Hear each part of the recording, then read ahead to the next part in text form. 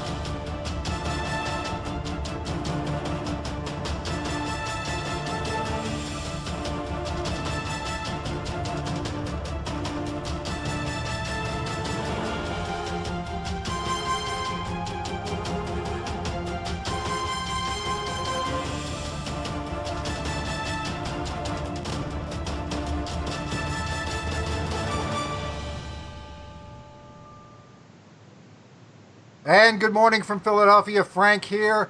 And today we've got a very special guest, and one of the people in the UFO field I'm a really big fan of. I'm a really big fan of John Burroughs, and he's with us today. Good morning, John. How you doing today? Doing great, Frank. Thanks for having me on. Absolutely. This is really my pleasure because I've seen John obviously going back years and years and years, and I've had the opportunity to get to correspond with him and get to know him a little bit as best as you can know somebody through corresponding online and all that. And I'm just a big fan of John's, and I'm really pleased, especially pleased on a personal level, to have him on here today. So let's not wait around and beat around the bush, John. Obviously, you were a prime witness in the very famous Rendlesham case going back to 1980. That's what got you into all this in the first place. And going back and forth, it's been a famous case. Pretty much from the get-go, hasn't it? I mean, not long after it happened, word seeped out and it was getting some press coverage pretty much right away. Wasn't that the case? Well, it did get leaked out. I mean, the whole concept behind it was when we were involved with it when it first happened, we were told it was going to be kept quiet, and then they were able to get.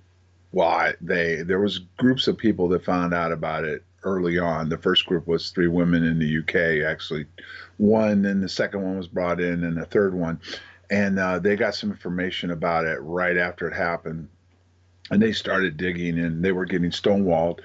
So as it went along, some people in the United States got involved, and they were able to get this memo, and the memo confirmed everything that both the British and the American government were denying, that something did happen, and it ended up in a newspaper called News of the World.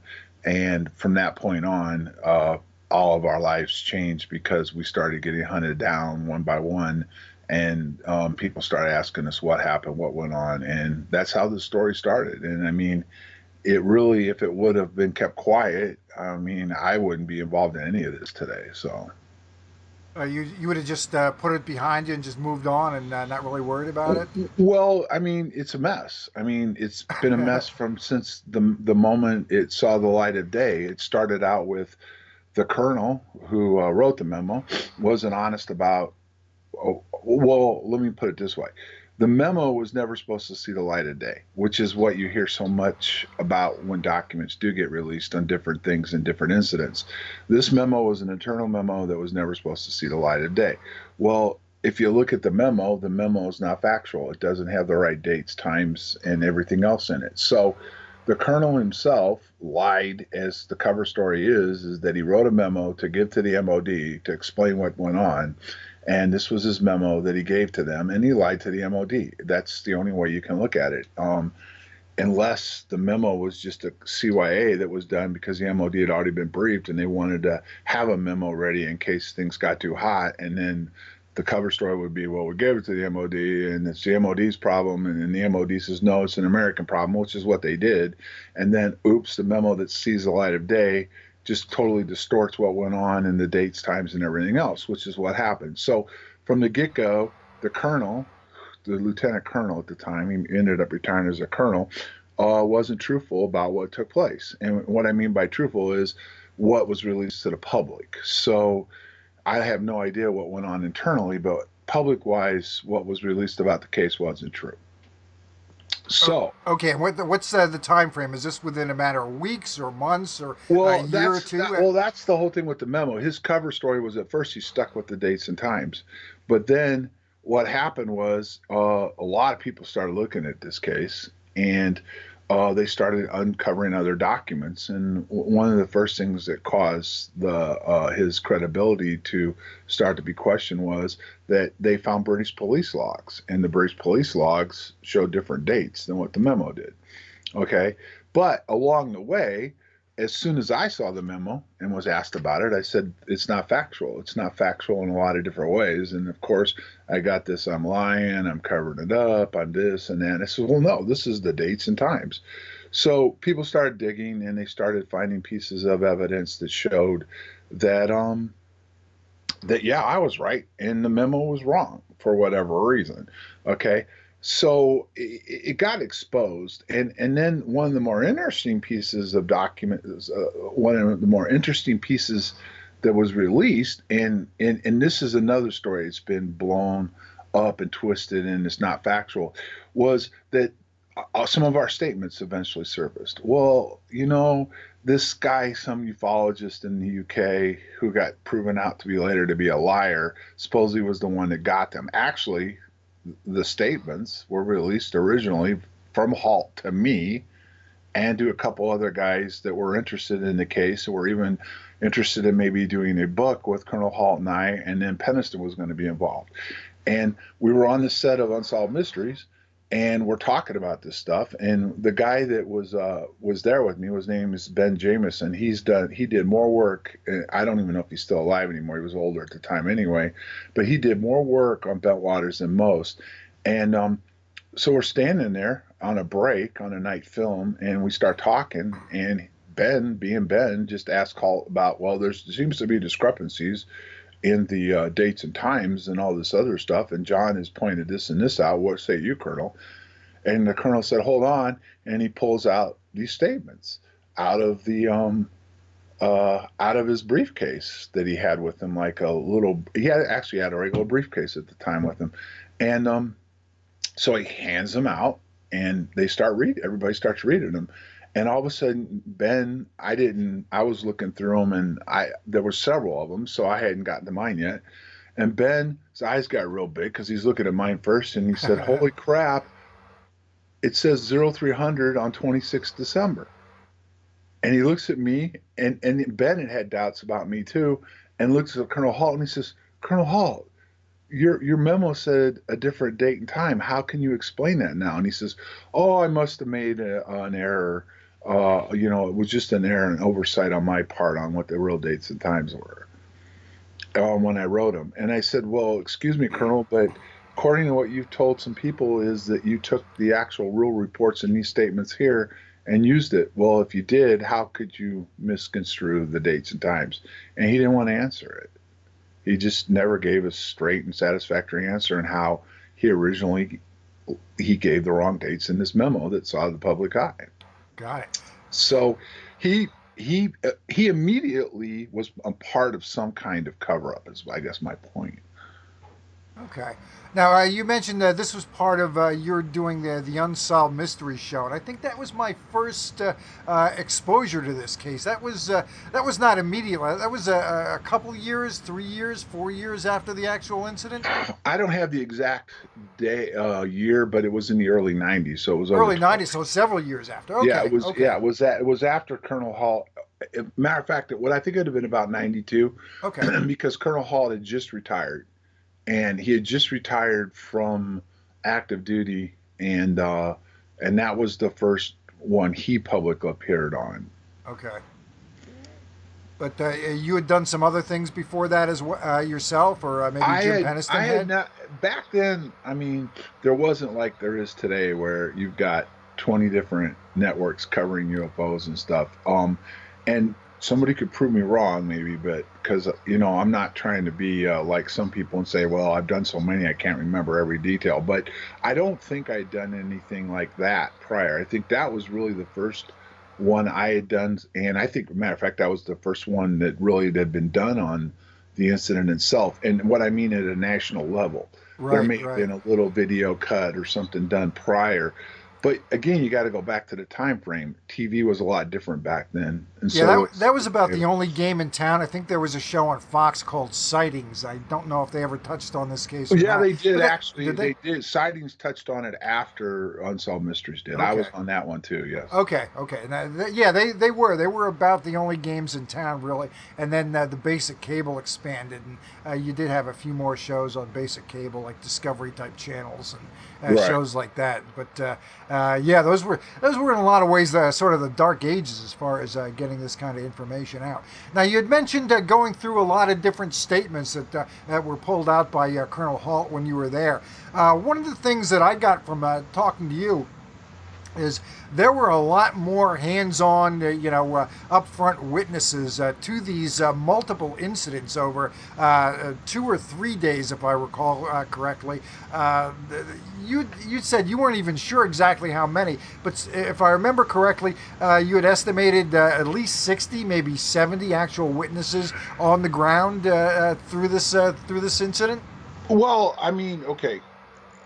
I'm not sure if I've ever put a detailed count out. I think other people have, but you have to understand that every night the incident took place, there was a security flight on duty and there was a law enforcement flight on duty, and all this stuff went over the net. So whatever the amount of people each night were working would have been involved, and it would probably have been in the 40, 50, 60 people range. Plus, you had other agencies that had access to our radios that could listen. The command post was listening. So there was quite a few people that would have known about something taking place. Yet, as the events took place, and you had all three night flights at different times involved. So again, you'd have each flight, and I can't remember exactly the number of security guys that worked every night, but law enforcement was about 12 of us. So again, I think there was at least 50 security. So on a nightly basis, there was at least 60, and on the one night, the Colonel Halt night, you had two flights overlap. So at that point, you could have had over 100 people that were listening or knew something was taking place. Got it. And somehow the local cops got hold of this as well. You were talking about police logs. How would that have happened? We You called think? them. I mean, the Oh, first okay, night, okay. the first night we called them. If you start, see, that's the problem with, and I'm gonna bag on ufology. It's they don't ever people on both sides, the skeptics or the debunkers, and then the other side of it. All they want to look for is a little piece of meat on a big bone about what wants to support what they want to believe. They don't really want to look at the big picture, and the the fact of the matter is that we went out there, and what's crucial to this in the first place, and there's some this debunkers that try to get people involved in this, and they brought our shift commander on, and what happened was he said, well, nothing really happened, and it was like, well, okay, well, that's the first question, Lieutenant, who he retired, I think, as a colonel anyway. I says, why did we go out there? And he wouldn't answer it. The reason why we went out there was because we picked up something strange. We saw something strange outside our perimeter fence. And in reality, that isn't our problem unless it's a direct threat. Like we could identify Russian soldiers, or some kind of group or something trying to charge the base. We just saw some strange lights, and we reported it. Okay. And what happened was they started doing some checking in CSC, and CSC talked to our radar, Rabcon, which is part of our radar system, and the call started being made to the different British agents, different radar facilities, military and civilian. And there was a confirmation that on radar something was over the area and disappeared. So based on what we were seeing and what was seen on radar, they thought something may have went down. So we were the closest to respond to try to start to figure out what was going on. But at the same time, we also contacted the local authorities, to include the British Police and Fire Department, who also responded. Right. So that's how they got brought into this. It was off base. Okay. And that's something that people don't want to take into account a lot of times. We went outside our perimeter into a foreign country Yeah. property to investigate a possible downed aircraft. Okay. So yeah, basically outside your jurisdiction. Well, yeah, it's called reciprocal jurisdiction. We can actually assist just like they assisted us sometimes. But yes, we were looking into something that was taking place off base for the British police until they could get there. Got it. And did they get there? And are there any, as far as I know, there aren't any witnesses on the civilian side about this case? Not that I'm aware of, anyway. Well, no, there's witnesses. There's all kinds of witnesses that they found that saw strange things going on over that 3 night period. The British police did get there. They did arrive, I guess, while we were still out in the forest the first night. And basically, what I've been able to look at was they showed up. They didn't see anything. And by that time it was all over anyway. By the time they got there, because people understand the British police were like were spread way out, especially at night. And what one of the things that was funny was on the third night there was a British police. They used to stop up at our law enforcement desk, and they were actually up there as the event started happening with Colonel Halt. And he was going to respond out there right away, supposedly, but then a call came 30 miles or so, a long distance away, opposite of where he was and where we were, for a post office break-in or something. So allegedly, he took off and left for that and didn't even go out to see what we were doing, which I always found a little strange. Was here we have an event taking place off base in the forest, and you would think they would want to know what the heck was going on. So Right. I don't know if that was just used as a cover to keep from him having to admit he actually went out there and saw something, because there were reports from people that were out there that night the British police were out there, and some of them were even taking pictures of what was going on. Okay. Okay. And that's just you have a pretty strong idea that that is more likely how the story really got out. A lot of it came through just local cops, local witnesses, that type of thing, and then. No, the story actually broke, and this is another factor most people aren't aware of. The story actually got leaked out the following, I think it was like, well, it happened. I think the last event that I'm aware of may have ended on the morning of the 29th. There may have been some stuff that took place on Sunday night, the 28th, I believe, going into the morning of the 29th. Well, at a New Year's Eve party, a cop that was in the security police squadron, he was a back office guy working for the squadron commander, who was friends with the one of the women that got involved in the initial investigation, told her, because she was involved in their MUFON type of thing over there and everything else. Then a UFO event took place outside the gate over 3 or 4 nights or whatever. I don't know exactly. I'd have to go back and read their book. But that stuff had taken place with the United States Air Force and UFOs. So he leaked it to her. And then she started calling her friends and letting them know what went on, and they started an investigation. So the leak actually came from an Air Force person who was a cop that told some people that were interested in investigating UFOs in the United Kingdom. There you go. Okay. That's interesting. And you still don't have all your questions, even though you were there and went through it all these years ago. You still have some questions about this case. Well, I mean, try to help me out here. What do you mean by what questions, as far as in what? Well, I've seen that you've recently, or you had mentioned you'd recently been banned from asking any more questions of the MOD. Well, okay, yeah, that's what the listening audience. This just what Yeah, what this is started pretty out. recent. This is a pretty recent, within the Yeah, last few weeks, this happened.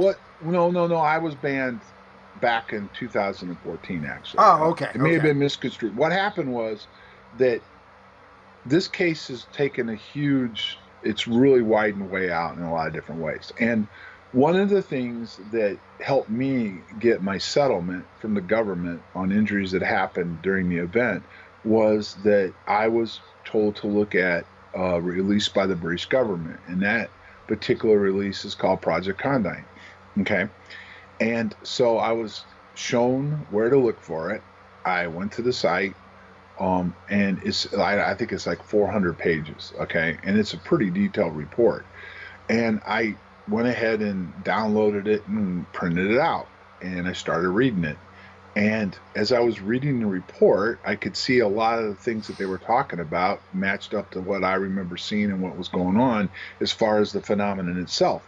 And then I got to a section that in this report, they said that the people that were working, that people involved in a Rendlesham incident may have been exposed to UAP, a higher than background level of UAP radiation. So right in this Project Condign report that was being done about UFOs, UAPs, and what they were, and what to do with it, Ben Waters was in it, and I was like, "Holy crap!" You know. Right. So I started digging deeper into that. On top of, I got sick after I came over in 10, and had some medical issues and started fighting the government on all of it.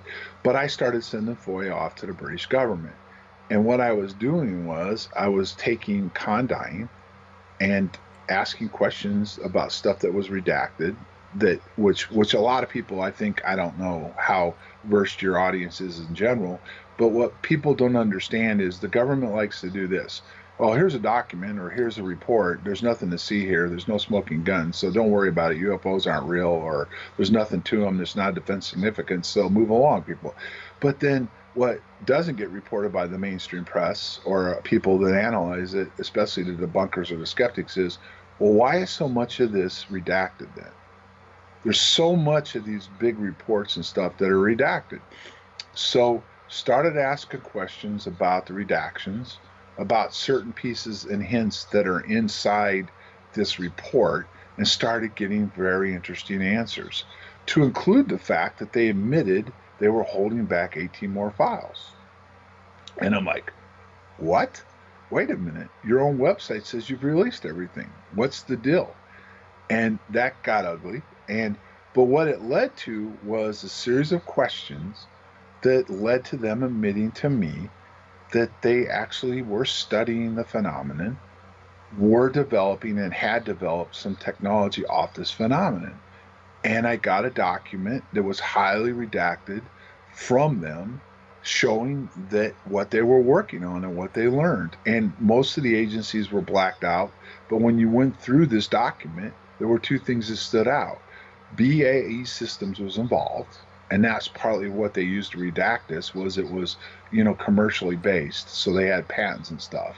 But Now, also, BAE is what, British Aerospace, yeah, or it's British Aerospace. It used to be Marconi when our incident took place, okay? okay, But there was this tank company in Ohio that was also exposed a little bit in this, okay? But ultimately, I followed up and I got the kitchen sink thrown at me on this document about how they can't discuss this because it's national defense. They can't discuss this. There's like 4 or 5 exemptions they used. And what I've talked to in most rounds is that very few times do you ever see this. Okay, now remember, and people need to understand this, I wasn't approaching this as a UFO question. I was approaching this as, based on an official government report, we have different things that are in it that lead to these conclusions or possible conclusions. Where did you get these? How did you come to these conclusions, and what documents and stuff do you have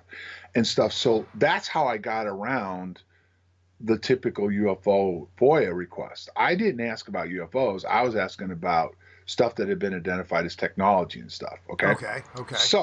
So I follow up with another question. Okay. And that's when they section me. And people always get confused. Some British people say, well, they can't section an American citizen. Yeah, they can. They section me from asking any more questions about the MOD files or the questions I was going along the lines of with Condign and technology. They told me they would no longer answer any of my questions on these, particular things until the 18 files and all the documents in them were released. Well, that was in 2014. Now, according to their own FOIA responses to me, those files were supposed to have been released no later than 14. Then they delayed them to 15. Then they delayed them to 16.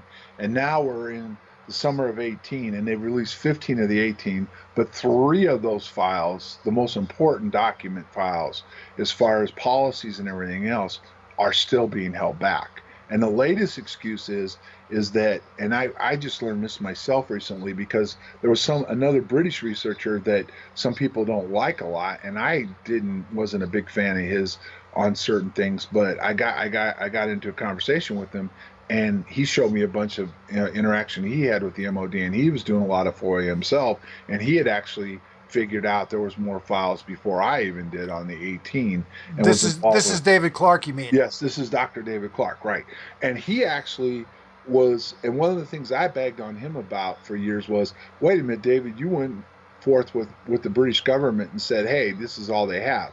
Well, David showed me the interactions with the MOD and what went on. He didn't hide things and like to hide things like Nick Pope does. He actually, why he was picked to do the last release was he had them by by their by that he Right, right, had them. right. He He had him. had them that they were holding back certain things. So what they did was they promised that he could do this release and that they would release all the files. So he went along with it. He went on TV and said, "Hey, this is it. This is it. No more to see as far as this is all they've got." Well, afterwards, it became clear they were holding back files that he knew existed. So they lied to him. And then he, from that point going forward to when we interviewed him, and he's still doing this, is fighting with them on these files and other files that haven't been identified yet that are still being held back. Okay? Because what he does is he sifts through all these documents, and that's how he was the one that found Condyne in the first place. He sifts through documents looking for certain things that lead to something else. They don't like people like that. Okay? So he, got out a lot of this information, is continuing to fight them on this and Condyne and everything else. And what was interesting with Dr. Clark that I never really had understood before, or he has changed his tune a little bit. And what I mean by that is this: we may not agree, and he even says this. They throw all these documents out and they let people try to decide. You've got the debunkers, the skeptics on one side forming their own opinion. You've got the believers on the other. But you don't have all the data. First of all, they hold stuff back, and then they redact a lot of stuff also. All right. So you just see what you want to see and say what you want to say. Okay. But he's not so sure exactly what this all means himself. And what I mean by that is it's not so much is it UFOs or what are UFOs really or what's going on, but he clearly believes now that there is a cover-up going on. They're Yeah. covering, hiding something, okay? What it is for sure we don't know because they're not giving us all the information to decipher what's going on. And that leads to conspiracy people saying, well, they're hiding UFOs. Maybe, or maybe they're hiding the technology that they've developed. And is it UFO based? Not sure. But if you look at Condyne in the report and different things in it, it does seem to that they really were interested in this UAP, whatever it really is. I mean, they made some assumptions, or the guy did say what he thought it was. It was real, and what it was capable of doing, and we definitely should study it more. So it's clear that they've taken a UAP, well, it used to be a UFO, and then now they call it a UAP, and identified it, and they're studying it, and they're trying to weaponize it. So Yeah, they're hiding. if I remember correctly, with Clark, he came from a background, or comes from a background of studying a lot of folklore, and was looking at the UFO phenomenon sort of through that viewpoint. Was generally a little bit on the skeptical side, but he's kind of moved moved a little bit towards being a little bit more open and thinking that there is at least some kind of a cover up going on. Well, what he's done is the best I can describe him is this. He's a guy that believes in open government, okay? Okay. And he is trying to hold the government to being open. And he does FOIA on more than just UFOs and stuff. He does FOIA on a lot of different things. But what he said on our radio show was that I get these documents released and I let people debate them. Now, I want to go into your listeners um, a short little quote from the document, the Condyne Sure. document.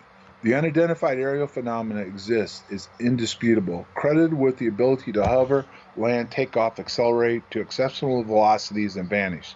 They can reportedly alter their direction of flight suddenly and clearly, can exhibit aerodynamic characteristics well beyond those of any known aircraft or missile, either manned or unmanned. Okay, so what's going on here is a government, a world government, admits something exists, and if you dig into the report further, they even say it should be studied further and and for use of weapons. Okay, Right. so one of the things I believe, and I'm speaking myself personally, and I get the hints of this from Clark, is there is something out there.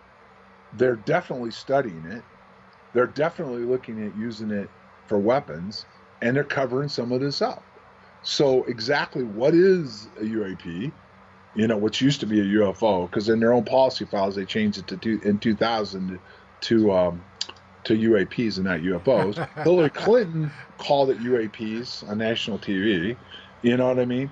Right, So right. and you've got To the Stars now, and one of one of the bigger names in it, which most people probably have, what they see in To the Stars is Tom DeLonge, a rock star running around making an ass of himself, in my opinion. Okay, and then they have this panel, and the other real face right now is Alessandro. But in reality, one of the guys in this panel is a physicist. His name's Hal Puthoff, and he's been deep in the government for years, working on different projects. Okay, but he talked about recently UAPs and how now just recently over the last few years some of this stuff is being declassified, and you can talk a little bit about it without going to jail. So there is something about a UAP. Now, we can argue, is that just a UFO? Then UAP was changed so for FOIA, and now they've changed these programs to different names. They like to do that, so FOIAs are harder to get. But there is something to what's going on and being seen. And it's clearly the governments of the world, especially the military end of it, want to militarize it. And that's what this whole thing inside the MOD is they're clearly covering up how they're handling it and what they're doing with it as far as weaponization goes. Got it. Well, you have, you talked about Hal Puthoff, and I know one of his colleagues is a guy named Eric Davis, who you had on your very own talk show, the one that you host every Thursday on KGRA. And I'm really fascinated about that, how you kind of evolved from a first-person witness to a major case and becoming involved in that end of things and hosting your own interview show and becoming really a fine interviewer, especially for people who come from military backgrounds. So when you have those kinds of guests on, you've got questions that somebody like me or most interviewers wouldn't even think to ask. And sometimes I don't even understand the questions or the answers, but I get the sense that there's enough detail going on that if somebody was trying to sell you a bill of goods, you'd sniff that out in pretty short order. So if you can, I guess it's been what? It's been, 3 or 4 years you've been doing the show now? Phenomenon Radio Live? It would have been, at the end of July, it would have been 3 years that I got involved with KGRA and started the radio show with Linda Moulton Howe.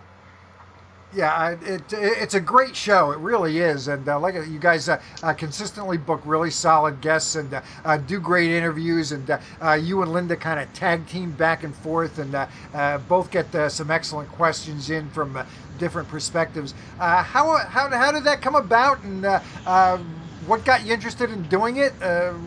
Were you apprehensive? Were you excited? How did all that come about? Well, so I don't take 20 minutes to explain this. Basically, what it came down to was when I got sick, first of all, before 2010, the 30th anniversary, I decided, this was before I really got sick, that maybe it was time, it was 30 years, maybe it was time we can get some people together, start talking about it, and maybe put a bigger dent into what took place. And so I started reaching out to people working on this. Got Jim Pennis and I started working together, and behind the scenes, a few other people got involved. Well, after I came back from the 30th anniversary, I got sick. So that caused me a lot of issues. And we also agreed to do a book with Nick Pope and Jim Pennison and I. So we agreed to do a book, and I was having health issues, and I was trying to dig and get more information. So I did some radio shows. And the one network that was going on that was really heavily involved in UFO stuff and the paranormal and stuff was KGRA. So Yep. they had several different hosts on that network that I did shows with. And the producer was Race Hobbs, who at the Right. time was the owner of KGRA. So Race and I would talk on and off between the segments, the breaks and everything. And then we started talking a little bit afterwards. Well, prior to me getting my settlement, and there was a full court press going on with United States senators and some other people. Race approached me with, "Why don't you do a radio show?" And I'm thinking, why not? Because might as well, because maybe I can start putting more pressure on the government and all this. But the idea was to do it based off of scientific stuff and different things that were going on within the UFO world that, it wasn't just, and I'm not bagging on experiencers and people, but we were just going to not bring on Billy Bob and have Billy Bob talk about, I saw a UFO in the forest, you Yep. know what I mean, type of thing. We wanted to get into the technical end of it. So we agreed, and then I started coming up with the guest list, and one of the first ones, obviously, I was going to ask on was Linda because of the fact that we'd worked together on things, and she was in the science. She does coast to coast reports, scientific stuff, and different things too. Right. Well, when I talked to her about coming on, she says, "Well, can I join you in the show?" And I'm like, "Okay, that sounds good," and darn well, Race loved that because that just went from a little known experiencer to one of the people in the field is well known across the world with Earth Files. So that's how we started the show. We decided that we'd do it and we'd see how long we could keep it going. And we're I'm not saying we're out of guests and ideas because it continues to evolve because of To the Stars and these people that are popping up. But we try to do top shelf work. And what I mean by that is the top shelf people that are involved in this as close as we can get to them. And because I would love to get Hal Puthoff on and some of these other people, and they're just not going to do it. But we've been able to get some of the people like Kevin Day, who was involved in the Tic Tac incident, and some of these other people on. And our goal is just to get people to have a better understanding of what's going on. That's really what it is. And it's been interesting, and I've actually learned some stuff myself along the way from some of these guests, both on the air and off the air. Yep, absolutely. That's I've only been at it 3 months and not 3 years, but that's definitely a key and a good reason to keep it going. You guys have 2 hours to fill. That can be kind of tricky. How do you guys manage that? You just figure, well, I'm going to get an hour, so I'll have enough questions to fill an hour, and Linda can handle her end of things. Or how exactly does that work? None of it's scripted. We just simply pick out a guest. Usually Linda, because this is her work, not mine. This isn't my work. As far as my job, Linda does this for a living. I don't. Right. Linda will usually follow up, talk to them a little bit on the phone. Sometimes not. Sometimes we don't even have the time. They're busy. She's busy. But we just basically get a grasp for their knowledge and what's going on. And then we just go on live, and she usually has some questions put together. And I do a little research on the person if I don't know them very well and have a couple questions, but I just play off of what they're saying and I just try to make sense of it, especially from a military end of it. As far as my background was, I had investigations background and everything else. So I just try to ask follow up and dig deeper into what they're saying and try to figure out where they're going and what they're saying and how this applies and stuff. So we don't really script it. We don't really have who's going to ask the most questions. Usually she'll do the lead-in question because she does all the initial work and the intro, which she always does. It's a very good intro every week. So. Yeah, I've always enjoyed the show. Obviously, you did have it. You were talking about some new people coming out of the woodwork. I know this past week I haven't had a chance to listen to it myself. Unfortunately, I'll get to it. But you had someone on who I had on a couple of weeks back, Professor Knuth, who'd written the famous article. It's been passed around quite a bit. a physicist up at SUNY Albany who's starting to talk a little bit more openly and taking a little bit more seriously the UFO subject. I think some more of those people are going to start creeping out a little bit here and there. Any thoughts on your end? Well, when you say that, we have a guy coming on in a couple of weeks. It's another physicist that's done a lot of work inside of this. Not going to give the name out yet because Linda's still working on some stuff, but we'll be announcing that. We've got another physicist coming on that's well versed in the field of Abercrombie Drive and all this other stuff and what's really taking place with all this. And that's one of the things I'm fascinated by is the fact that in the 60s when I was born, a lot of the stuff that was science fiction is playing out today. It's amazing where we are and a lot of what was just viewed as science fiction in the 60s, 70s, and 80s that's really happening in today's world. Well, one thing that really baffles me is for a lot of years now, scientists have been able to say, I grew up watching Star Trek, or I grew up reading science fiction, and that was sort of what got me interested in this. And there have been a lot, actual books. I think Lawrence Krauss wrote a book about the science of Star Trek and so on, where it's okay to use the science fiction as a driver to get people interested in or talking about our future advancements in technology. But somehow along the line, at least up to this point, using UFOs to perform the same function just hasn't clicked and has created some problems. That might be changing. Any thoughts on that? Well, if you look at To the Stars, the first book they put out was science fiction. Okay, Secret Machines, I think is the title of it. Yep. What I know is this. If you go science fiction, if you put it out science fiction, it's a better read than fiction or nonfiction because people don't question it. They just go into it with an open mind that that this is here to entertain me. And what Secret Machines appeared to be was they were trying to do this dance between real and fiction, and they were trying to fill in pieces that they couldn't talk about that were real that would get them in trouble with with the government themselves. They want you to believe they're dancing a fine line with what they know and what's been declassified and what they can talk about and what's still being held back that they can't talk about but's there and would lead to opening up us going to the stars. That's kind of my take on To the Stars, what they're doing. Some of them studied this phenomenon. Other guys are trying to figure out the phenomenon and how we can use this to get us into deep space or interstellar travel. So, and they're trying to raise public funds, through stock offerings or ever how they're doing it, to get the money to go smooth the people to get the real money. Because anyone that thinks, because people go, wow, they've raised several $1 million. Maybe they have, but that's not even going to get them a facility and a piece of equipment to start building what we're talking about. So they need some heavy duty lifting coming from inside the defense agencies, as far as the defense agencies wanting to sponsor Boeing and these different companies to build this. Now, what's interesting was I do a lot of snooping around based on different things that they say.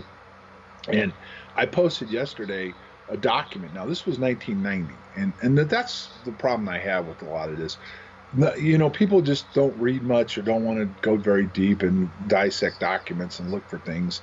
But it was a 1990 document, but it went into things. These were all NASA people and engineers and stuff talking about the future of space travel and where we needed to be and what we needed to do and how we needed to go out into deep space and why we needed to go out into deep space. And there's more out there. I've come across more stuff that's more current, but I just threw this document out.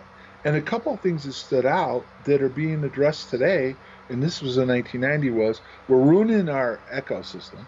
So their answer was, let's go out and do all the mechanical stuff on another planet and keep Earth pristine, okay? Now, there is a race to go to deep space. Why is that? Is it because they know we're destroying everything so we can colonize these other places, grow our food and do our stuff and get all the minerals and stuff from up there and stop destroying what we have?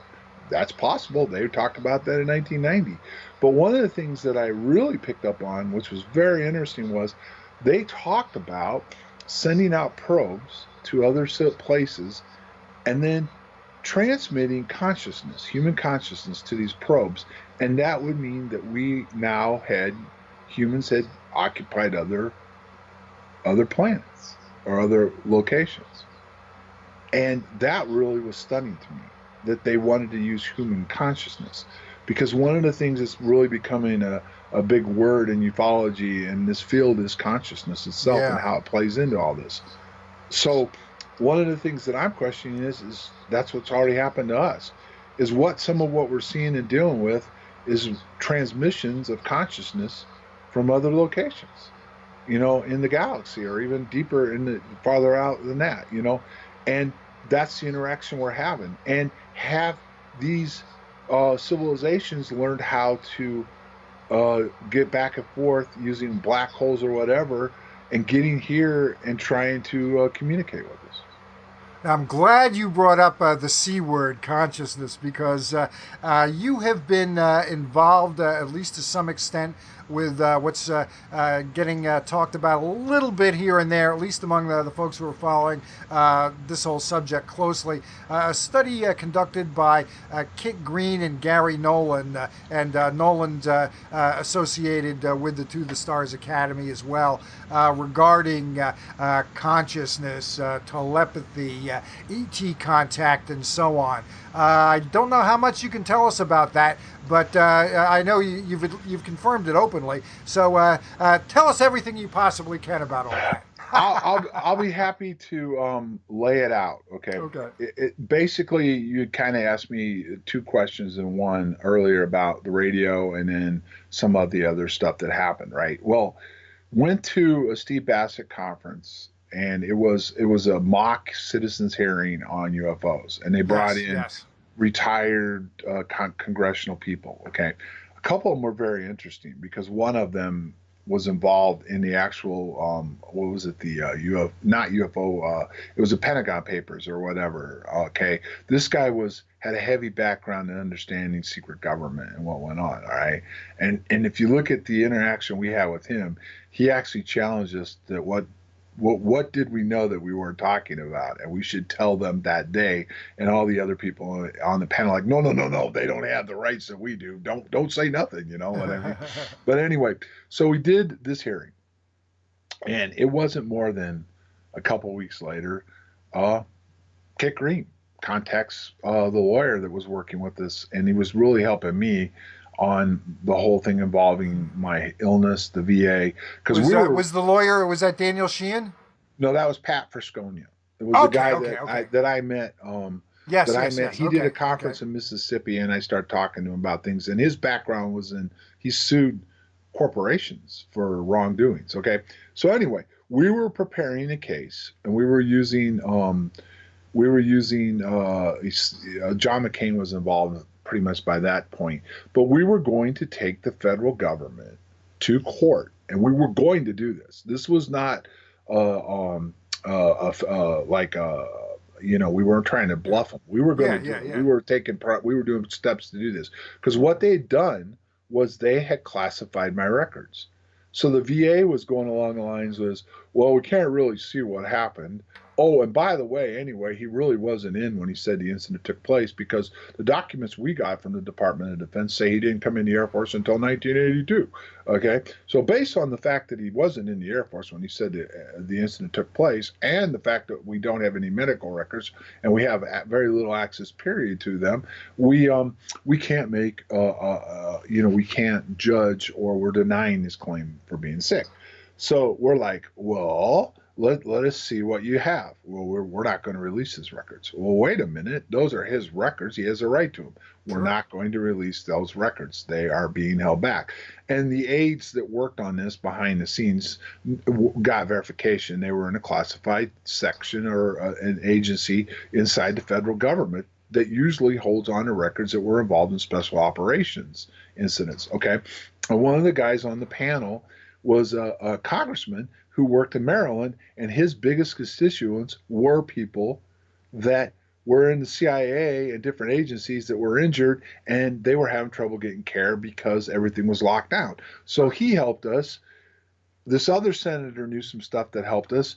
We had Senator McCain in the middle of it. I got General Williams involved and some other things, and I eventually got my settlement. But along comes this guy by the name of Kit Green. No idea, never heard of him. Talks to Pat, goes down and visits Pat, okay? And tells Pat that he was very interested in our case and us directly. All right. So basically, he flies in and out like a spook would that day, right? And wants to meet with us, right? So he eventually, I agree to meet with him in Sedona. He flies out, brings Pat out and his wife, who's a lawyer and a certified nurse, out and wants to talk to me about my condition, what's going on, and why they're interested, right? In detail. Okay. And just for the record, so everybody understands this, Peniston's been yelling and screaming about a lot of this, but Jim also took the time to meet with this guy too in Rockford and came and asked some very interesting questions and came up with some things too. But we can maybe get into that later. But getting back to this guy, he shows up and here's what he wants. He wants to do an MRI on me and to look into my brain. And then also he wants to get my DNA. So I'm like, well, why? And he gave me a rough draft, kind of a rough outline, like spooks do, about why, not going into great detail. And I'm like, just not to interrupt, John, but did you get a sense that he was fairly on in looking at this sort of thing, or this was kind of an ongoing project he'd been through many times?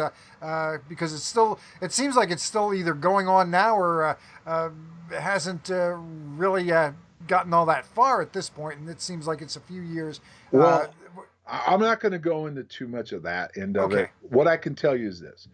They definitely had people inside the military that were being studied for different reasons. Okay. If you read Annie Jacobson's book, they themselves explain it a little bit more in detail. But what I could tell you is it was an ongoing program that was being sponsored. They had funding for it.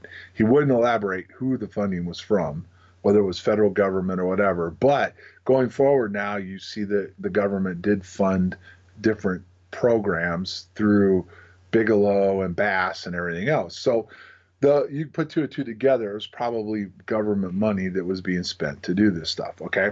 Okay. But what he wanted was to do the MRI and then to do a DNA testing. Well, I'm like, well, am I going to know what the results are?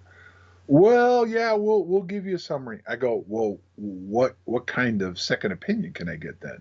Well, there's really nobody else out there that can give a second opinion. This is all top edge stuff on the MRI and then the DNA. And there's only two places in the world that can do this DNA. So I'm like, I don't think so. That's what I told him. I says, there's no way. So then he kept pushing and he said, well, let's at least do the MRI. I says, okay, well, if I did the MRI, we're going to do it in Mississippi. We're going to do it at the hospital that Pat's wife's works at. You're going to totally brief this doctor on what you're looking for and what it is. And I want to follow up by their top neurologist, there if what you're telling me is true or not. Well, yeah, okay, we could do that. Okay, he didn't really seem that excited at that point then, but we could do that. So he left and was driving down to the valley. Okay, so I go back to my house. I lived in Sedona, and my son hung out at the hotel with Pat, went swimming with his son, was out there, was hanging around. By the time I got back from my house, Green had already called back from going down to the valley and said, well, I really can't do the MRI because he's got a pacemaker, and we could do it as long as the the pacemaker is MRI compatible, but it'd be hard to justify doing it based on what I'm looking for. He goes, but I really want that DNA sample. So here's what we're doing. I'm flying in Gary Nolan into Vegas, meeting with Kelleher, and they're going to drive down from Vegas tomorrow and meet you in Flagstaff, and we're going to get your DNA. So Pat was like, what? And because I wasn't even there, he goes, I'd have to ask John if he'd be willing to do it. And then they hung up. So by the time I got back there, Pat's telling me this, but between that hang up and the next hang up was Kid had already called it back and said they were going to be coming, that the tickets and everything had been booked. So I'm looking at Pat and I go, I ain't giving him my DNA. So this shit ain't going to fly. Well, to make a long story short, they did come down.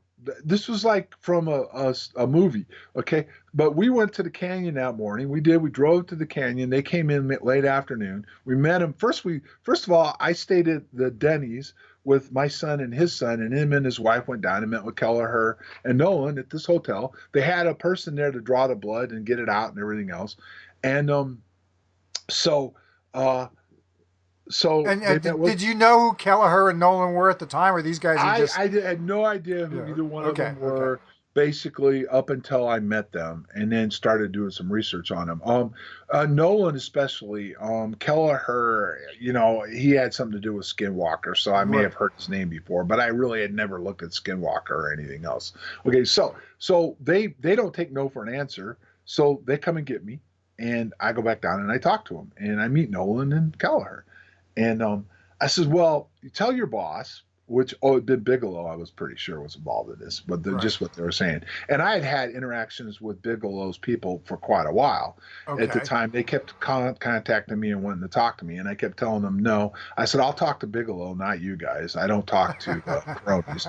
And they didn't like that. And I said, and the other condition I have is I want to go up to the ranch. I'll meet with them at the ranch and we could talk about this stuff and stuff. So I'd always get well, we're not going to do that. So, well, fine. Then I don't talk to Bigelow. So anyway, so when I met with them, I says, I'm not in any position to do this right now because as you just told me again, only you could tell me what it is. And there is a lab in Germany that does this too. So how am I going to get a follow-up? You could tell me there's nothing to it and there is something to it, what it is, and I can't verify it. So I really have no interest in this right now. I don't trust you. I don't trust any of this. And I don't even know really who you people are. I said, this is way beyond what I can comprehend right now, and I need to do more research anyway. So they were pissed, okay? They just came down on a weekend, and they left. Green calls up Pat almost immediately afterwards and just going ballistic. And I basically just said, you know what? You guys aren't giving me shit, okay? You aren't doing shit for me. Why am I going to do shit for you? Other than to tell me I'm really sick, that I may die in the near future, and you kind of have an idea what it is, but I'm not going to do anything for you. So go to hell, all of you, right? And so this started this long interaction that went start. This was in July. That's gone on to this day. But what did happen was shortly after that, he met with Peniston. And one of the things that was interesting was him and Peniston both agreed. They told Pat, and they actually told me individually, not at the same time on the phone, that I have something hidden away that I'll remember someday that's very important. Okay. But I just kept telling them, no, I'm not giving my DNA to the United States government and you guys with the fact that nothing's being done for me. So all of a sudden, out of the blue, okay, and I'd already gotten I'd been seen by the VA on my disability complaint. Okay. Okay. And they denied it, right? So I saw some doctors there. But all of a sudden, the VA wanted to see me again. Mm-hmm. Okay. They wanted to see me. And I got this letter from Dr. Green. Okay. Pat got it, actually. He ties this up very well in attorney-client privileges. Okay. So he sends this letter to Pat, and it's a detailed explanation of what's going on. All right.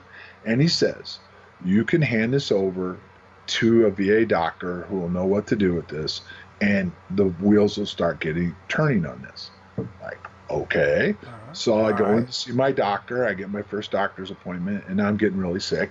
I walk in, I hand this to this one doctor who I never, he wasn't even from that facility. He was from another facility. I thought that was strange.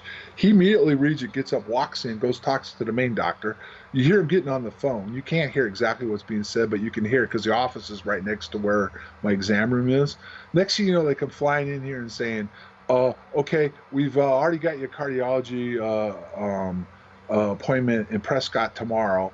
Or the next day, blah, blah, blah, go see this cardiologist. He's going to deal with all this. So I go in and see this cardiologist who immediately gets me rolling and gets me down into Tucson, which is the main cardiology division in Arizona. So I go down there almost immediately, and none of this happens normally in the VA. Okay, Right, you have to right, understand that, right? Well, So applications for a disability getting denied, that happens all the time. well, no, I know, but I mean First. the how fast I started getting Right. Yeah. Suddenly a key got turned in the lock. Well, so I go down there, and the initial reason I was going down there was for further evaluation to be looked at and talk about possible surgery and what they were going to do. I go in there and I get early. I get there early, especially on long drives, and I notice it's the surgery area, and this doctor's coming out and calling everybody in. And then when it comes my turn, a different doctor calls me in, and I'm like, "What's going on here?"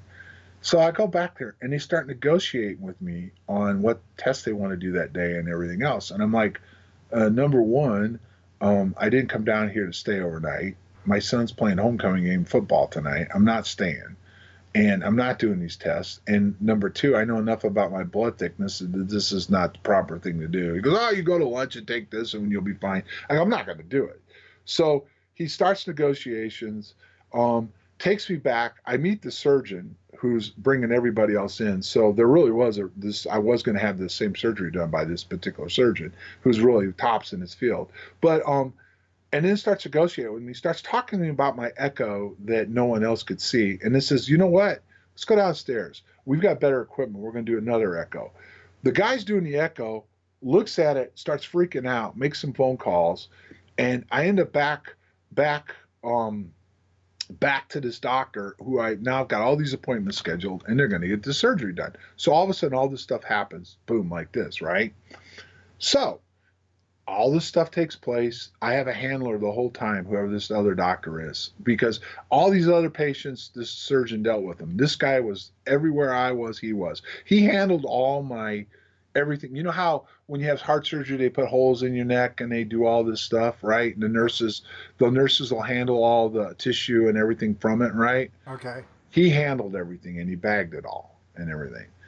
And so he's in there doing all this work with me only. And then he comes up to me and says to me on Sunday, he looks at me and we start talking. Now I'm pretty fucked up still. Oh, sorry, excuse me. That's all right. I'm pretty screwed up on morphine still. But he asked I don't me, hear that kind of language out of you on your own show. well, I know, but this was true. I was on morphine, so I was pretty screwed up. Okay. Now, he asked me, why am I trying to cause problems for the government? Why am what I'm trying to do is to disclose and interfere with classified projects?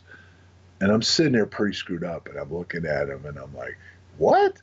And he asked me again. I says, well, first of all, I'm pretty sick, so I got really nothing to lose.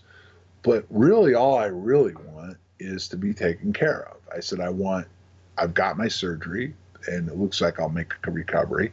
And I says, but now I'm at the point where I'm not going to be able to work in the fields that I have and where I can make the most money. So I am looking for disability too.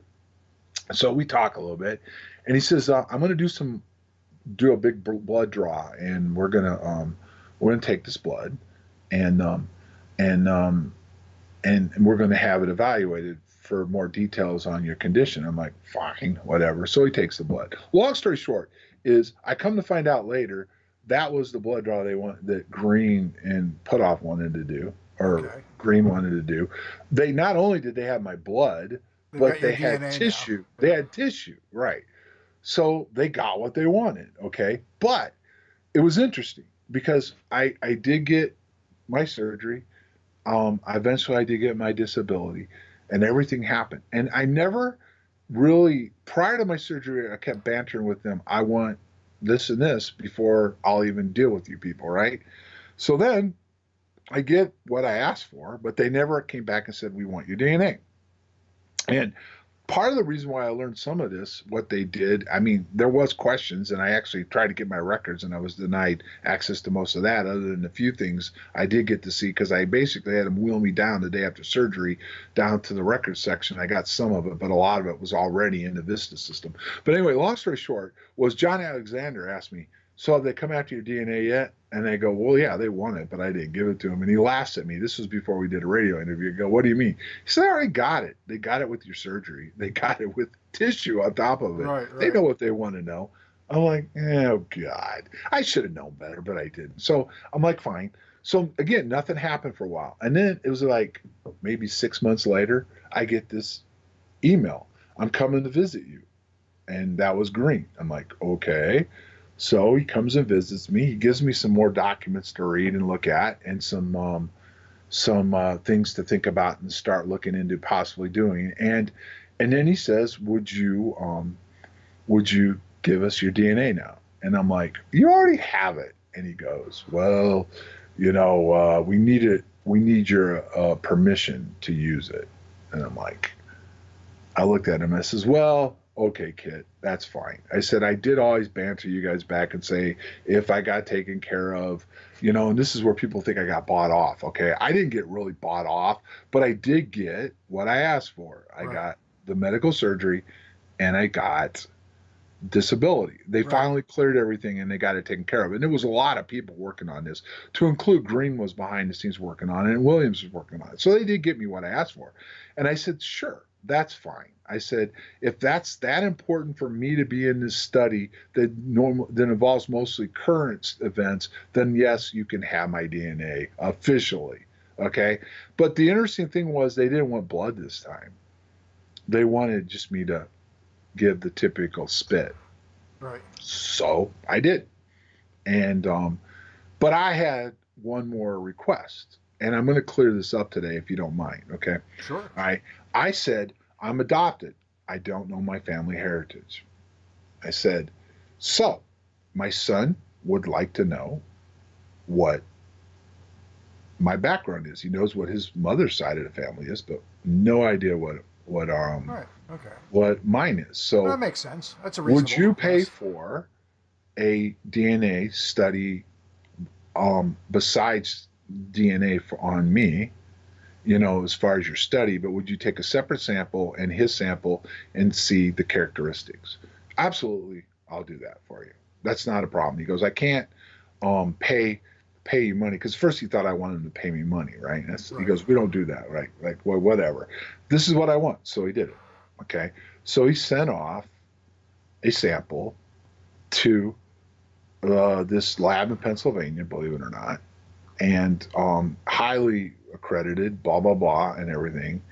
And on that part, and then sent the sample for the study, which is ongoing. Yes. And the one thing I'll say about the study, with the military study of it, is one of the reasons why they use military is pretty obvious.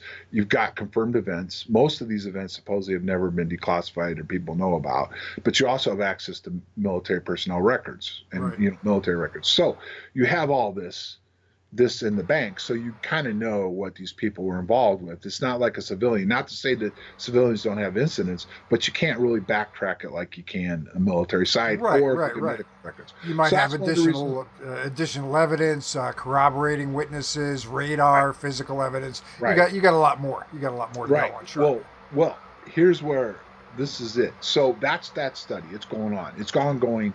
They're doing it. I'm not going to go into a lot of details just because I don't think it's the right thing to do, because I don't even totally understand it myself. And I have never gotten any results back, okay, on where it mixes and everything else. I've been promised I will, but I haven't gotten it back. But a few months later, I think this would have been May, in September or October, I'd have to go back and look at emails and everything. I got a phone call. And normally we didn't interact that way. It was an email, can I call you this? But I got woke up out of a dead sleep early in the morning. And he tells me, he goes, are you sitting down? I go, you just woke me up. I'm standing here. What do you want to tell me? He goes, you need to sit down. Okay. Now, this is Green on the phone? This is Green on the phone. Okay. And I'm only going to tell you this much because because this has all come up recently. And I never was going to make this public, other than I've talked to some people behind the scenes, and I've been talking a little bit about what happened with this, and also what to some people that understand DNA and everything else. You know what I mean? And these testing. I've tried to get some verifications on this because it's hard, but I've got the reports, and the reports that what he told me backs up what the report says. In other words, he didn't lie to me about what the report said. Okay. So I've got copies of this report. Now, what's been tried to use against me is I'm trying to add this into the case and screw the case up. I'm not. This is what happened to me, and I have all the proof that this took place, to include the results from the DNA testing. And I'm not going to go into it other than to say this. His response to me when I sat down was, "You and your son are two of the most unique human beings on Earth." And I'm like, "What? Come on." Okay. And he says, "No, I'm getting you the reports." And he sent them to me that day over email. And then he sent me hard copies too. And he says, "Based on your DNA background and everything else, you guys are two of the most unique individuals on planet Earth. Your bloodline and his mother's bloodline, and then what created Caden." And I'm like, "What?" And oh, actually, I shouldn't say that. He didn't have his mother's stuff. He said, "We need his mother's DNA to verify some more things," which they Okay. did get. And then what they told me, and this is all I'm going to say, is that his bloodline, my bloodline, and his mother bloodline are very unique, and that I've got all the results. But what I can say to people is that when they try to twist this around is, I have no way of verifying this other than if I want to spend six, seven, $8,000, because the test that he paid for was an $8,000 test. Okay, it Right. was a Right. top of Right. the line test. So for me to do this, I have to drop several $1,000s to get some verification on this. Okay, Right. which is not something I'm going to do. But this is the problem with this whole incident in this case, and even me, is you get this stuff that comes out, but it's hard to verify and back things up. But it is true that I've had DNA testing done, and there's something that they feel is unique about all this. That much I will say. They feel. I have no idea and can confirm this for sure. Okay, and you're getting the sense in talking to people, because obviously you got a lot of contacts around. You're talking to some other people who have been involved in this. This is from what Nolan has stated pretty openly when he interviewed with Whitley Strieber at the end of last year. This antenna that you've got that, and that No, no, some. no, no, no, no, no, No, no, no, this is no. different. Let's slow the Okay, train down. okay, okay, I've never ever been told, because first of all, remember now, they didn't do an MRI on me. Okay, okay, they've never did an MRI, so I've never been told directly that I have an antenna. Okay, okay, in other words, that part of the study I did participate in. What I have been told is my DNA is unique. okay. Okay, that's what I've been told. Now, has there been innuendos that whatever this antenna is supposed to be, or whatever this all implies to include psychic abilities? Have I had innuendos that I have those abilities? Yes. I got flown down to Hal Puthoff's facility and met with him over a whole weekend, and I got some briefs on some stuff in Stargate and some other stuff, and pointed towards certain things that I should look into and I could be involved with, and was asked to be involved with certain things. And I also was giving some practices to start working on to enhance allegedly my psychic ability and my Okay. psychic ability. So have they hinted at it? Yes. Okay. Have it's been confirmed to me that I have whatever this antenna could be or whatever? No. And what I want to say on this to close this part out is this. Okay. Number one, once I got my settlement, I was perfectly content to go quiet. Okay. And what I mean by that was, I was going to let everybody know, thank you for all your help. And yes, I did get a settlement. Okay. Number two, if Kit Green had not come out on Above Top Secret and made the statement he made about this whole thing on his own, not on me, I had no idea he was going to do this. He did it on top of Annie Jacobson's book Right. that came out on all of this, to pile it even further after Kit Green's statement, Annie Jacobson's book, and then, last but not least, to the stars and what they're talking about, including experiencers. I would have just ended the radio show, my part of it, and went on with my life. But I've been sucked into this further. Now, how much of this is true or not is open to debate, and I get the skeptics and that question some of this and where is this really going. I'm skeptical about some of this too, and a lot of this reads like a sci-fi novel. Do you know what I mean? Sure. You bet I know what you mean. Absolutely. So I have a lot of issues with this too, and I ask questions consistently to these guys, and I don't get the answers I'm looking for from them, based based on what they say publicly and what goes on in documents I uncovered. So I have interaction with them. I'm asking questions, and I'm not sold on all this. Okay. And now I hear that they're going to start putting some of the results of this study out. Well, see, here's my problem with that. I was told originally by Nolan and Kelleher this study was never going to be made public. That all this was going to be kept quiet. It was being used privately, okay, for research and development. Well, then I'd gone public with it, okay? All right. And now they're actually saying they're going to release some of the study's findings. I don't like that, okay? Because here's the problem. The world is pretty messed up right now, and we don't get along, okay? So now they're going to release some of these studies and findings based on their data, which hasn't been, what I call confirmed, because there's no one else that can really do this, right? There's no really other place to do this. They may have some of these papers vetted, for peer review, but this data is all raw data, supposedly, that can't really be verified. And based on that alone, and if they release this, could cause a huge shitstorm for everybody. Do you understand what I mean? Well, by everybody, do you mean just the folks involved, the subjects of the study you're talking about, like yourself and whoever else was involved, Well, or first just of in all, general? yeah. I mean, here's some of the issues I have. They talk about hybrids, right? I mean, people talk about hybrids and Okay. DNA, and there's other people that are from somewhere else, and Yep. the antenna theory, which is I had a discussion last night from this Chris Wolford is the guy that you've had on, Yeah, and he yeah, yeah, yeah. Chris is a great guy. talking about this. Well, I said, do you understand what this means? Oh, yes, I understand. It's best what's best for mankind. I don't understand that. Okay, we can't get along with each other. We fight wars on religion, money, and all this other stuff. We go to battle all the time over this. It's me, me, me, me. So now let's just say they introduce or give the hint that there is another species out there or something that's different. What's that going to do? How's that going to affect people? Do you know what I mean? How's it going to affect the religious people? They claim some of these battles going on internally have to do with these religious people inside the government, the military, and these agencies. So if they start dropping hints out that some of this is real or existed based on these studies, I don't really think that's such a smart idea, in my opinion. Okay, I understand Especially that. when you can't verify it. Well, Do you see what I mean? yeah, just not that. I don't know. Maybe this is a subject change. Maybe it isn't. But you had mentioned something earlier. I want to follow up on. You had talked about them providing you with sort of a psychic workout program and that type of thing. Have you done it? And what do you? If you have, what are the results? Do you think it's helping you? Is it improving, or is it an interesting exercise? What do you think?